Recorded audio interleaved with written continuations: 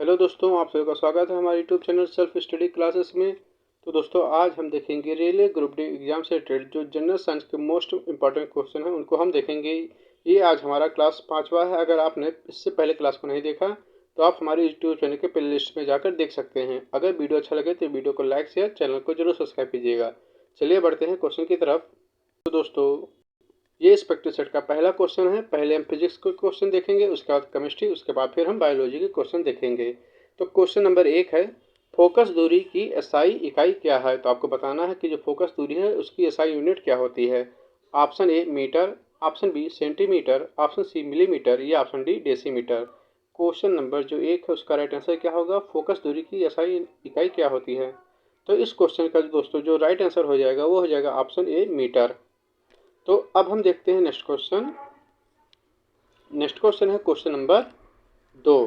Question दो है कि प्रदीप यानी कि प्रदीप की माप निम्नलिखित में से किसका उपयोग करके किया जाता है। तो आपको बताना है कि जो प्रदीप है उसका माप निम्नलिखित में से किसका उपयोग करके किया जाता है। तो ऑप्शन ए है millivolt meter, option B है स्टेबोस्कोप या ऑप्शन सी है लक्स मीटर या ऑप्शन डी है पीएच मान यानी पीएच मीटर। तो जो क्वेश्चन नंबर हमारा 2 उसका राइट आंसर क्या होगा। तो क्वेश्चन नंबर 2 का राइट आंसर हो जाएगा ऑप्शन सी लक्स मीटर, यानी कि जो प्रदीप्त की माप है वह लक्स मीटर के द्वारा की जाती है।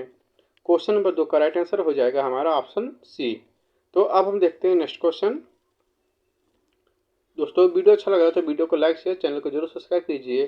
क्वेश्चन नंबर 3 में पूछा गया है कि कुछ राशियों के भौतिक गुण को दर्शाने के लिए उनके परिणाम के साथ दिशा भी निर्दिष्ट की जाती है, यानी कि परिणाम और दिशा दोनों की जरूरत होती है।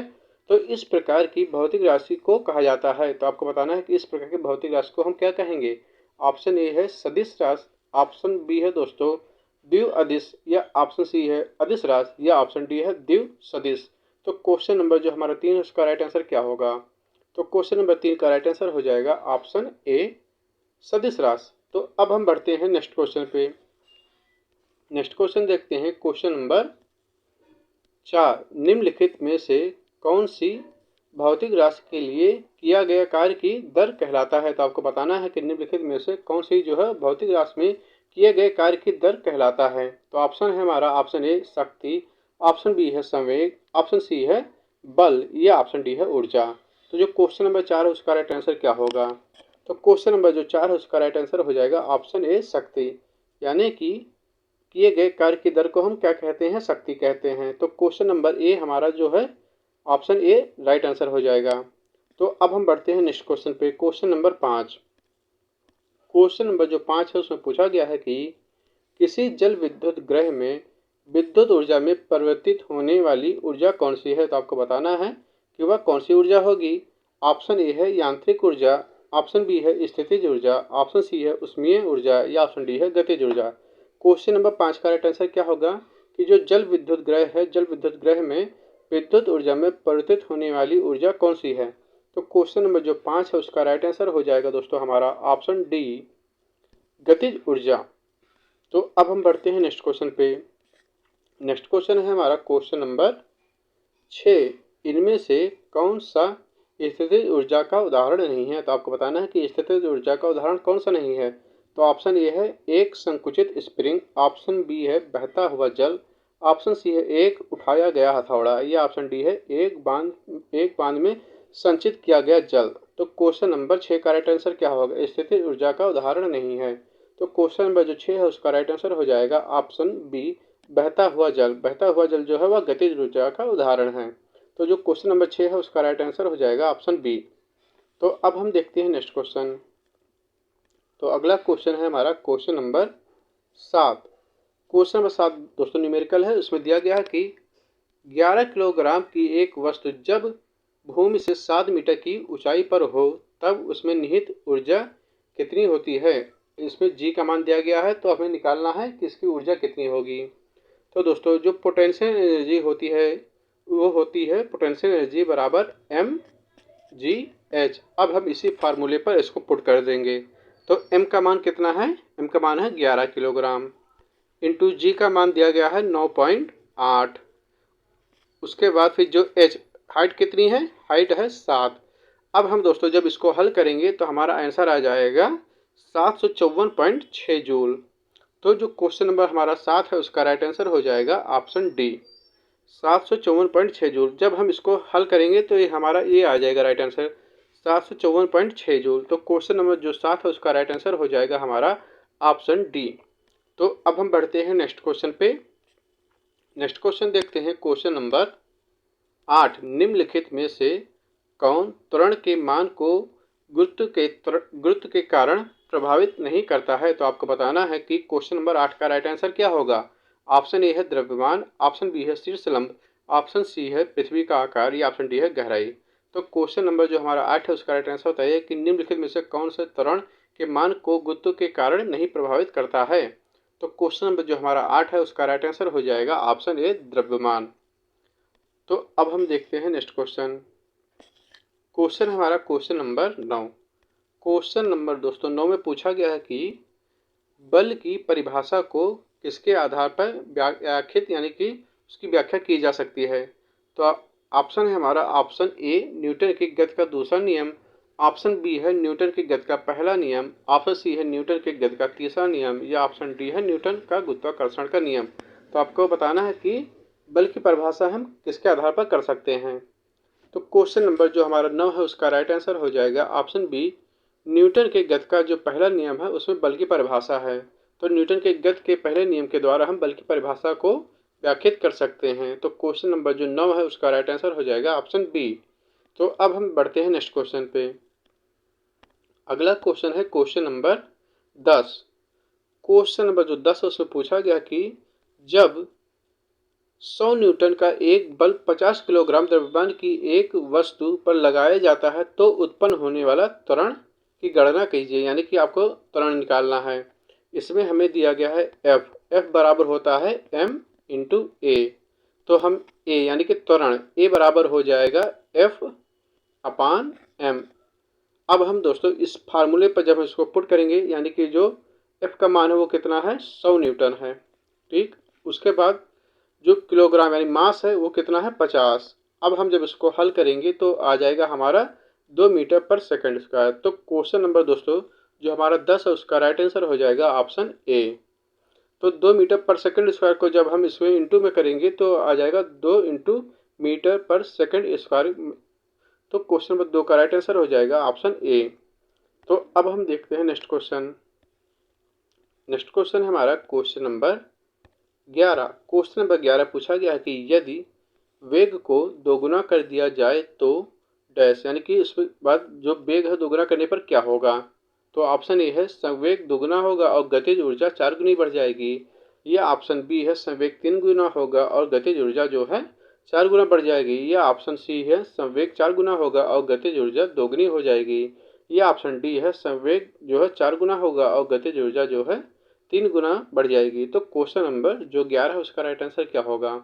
तो क्वेश्चन नंबर जो 11 है उसका राइट आंसर दोस्तों हमारा हो जाएगा ऑप्शन ए संवेग दोगुना होगा और गतिज ऊर्जा जो है वह 4 गुना बढ़ जाएगी, यानी कि जो वेग है वेग को दोगुना करने पर।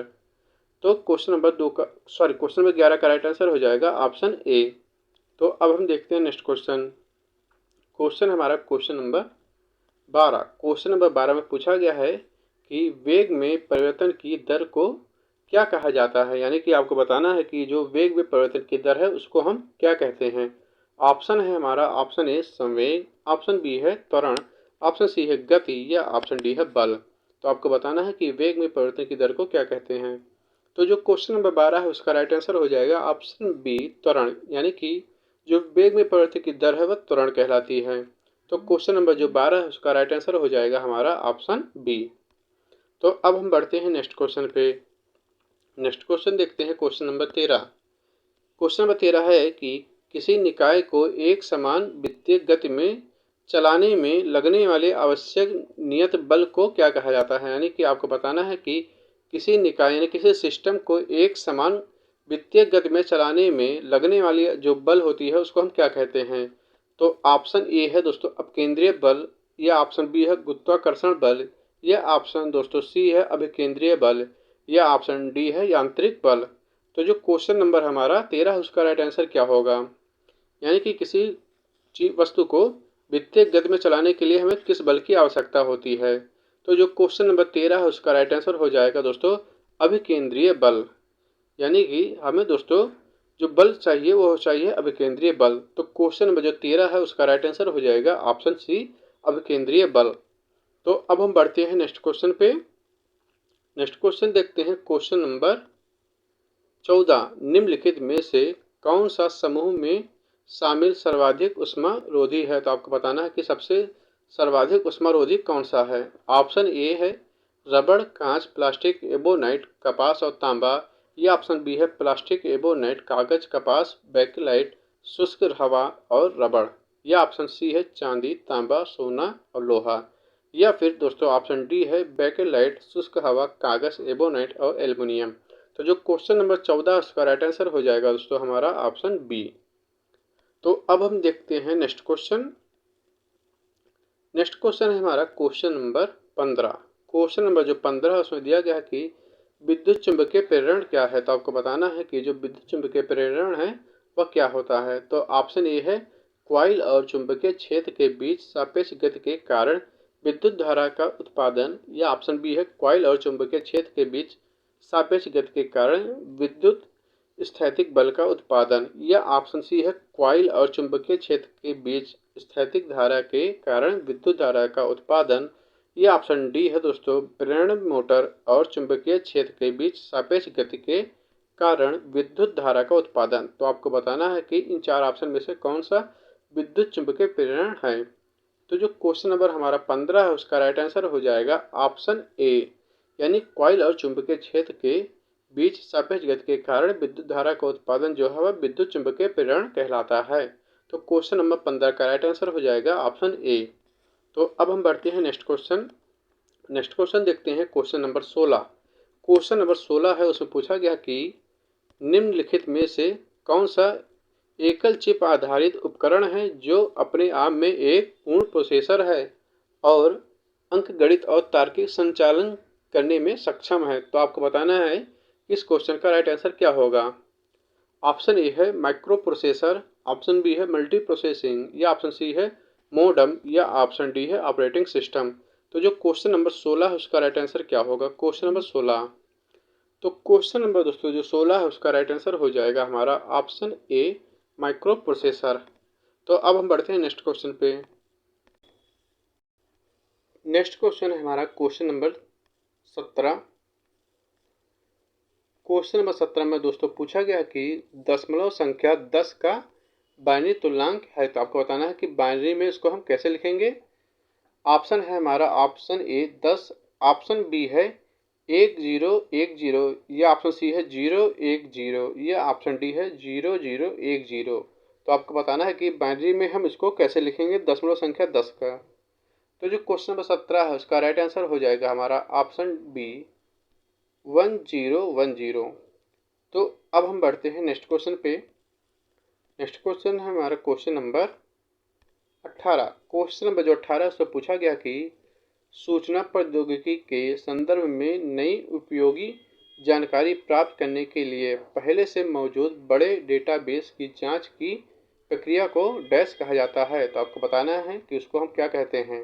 ऑप्शन ए है सिम्युलेटिंग, ऑप्शन बी है माइनिंग, ऑप्शन सी है रिसोर्सिंग, या ऑप्शन डी है हेविंग। तो क्वेश्चन नंबर जो हमारा 18 है उसका राइट आंसर क्या होगा। क्वेश्चन नंबर 18, तो जो क्वेश्चन नंबर 18 है उसका राइट आंसर हो जाएगा ऑप्शन बी, माइनिंग। तो अब हम बढ़ते हैं नेक्स्ट क्वेश्चन पे। नेक्स्ट क्वेश्चन देखते हैं क्वेश्चन नंबर 19। क्वेश्चन नंबर जो 19 है उसमें पूछा गया कि निम्नलिखित में से कौन सा कथन जो है वह गलत है। ऑप्शन है हमारा ऑप्शन ए पदार्थ के कण स्थिर अवस्था में होते हैं, या ऑप्शन बी है पदार्थ के कण बहुत छोटे होते हैं, या ऑप्शन सी है पदार्थ के कण एक दूसरे को आकर्षित करते हैं, या ऑप्शन डी है पदार्थ के कणों के बीच रिक्त स्थान होते हैं। तो आपको बताना है कि चार कथन दिए गए, चार कथन में से कौन सा कथन है जो गलत है। तो क्वेश्चन नंबर 19 का राइट आंसर बताइए, और ये इस प्रैक्टिस सेट का लास्ट क्वेश्चन होगा। बाकी के जो क्वेश्चन है वो आपको अगले वीडियो में दिखाएंगे। तो क्वेश्चन नंबर जो हमारा 19 है उसका राइट आंसर हो जाएगा ऑप्शन ए, जो पदार्थ है पदार्थ के कण स्थिर अवस्था में होते हैं, यह कथन जो है वह गलत है, क्योंकि जो पदार्थ के कण होते हैं वह स्थिर अवस्था में नहीं होते हैं। तो क्वेश्चन नंबर दोस्तों जो हमारा 19 है उसका राइट आंसर हो जाएगा ऑप्शन ए। तो दोस्तों अब हम मिलते हैं नेक्स्ट वीडियो में, नेक्स्ट क्लास में। आप सभी का वीडियो देखने के लिए धन्यवाद। Thank you for watching my video.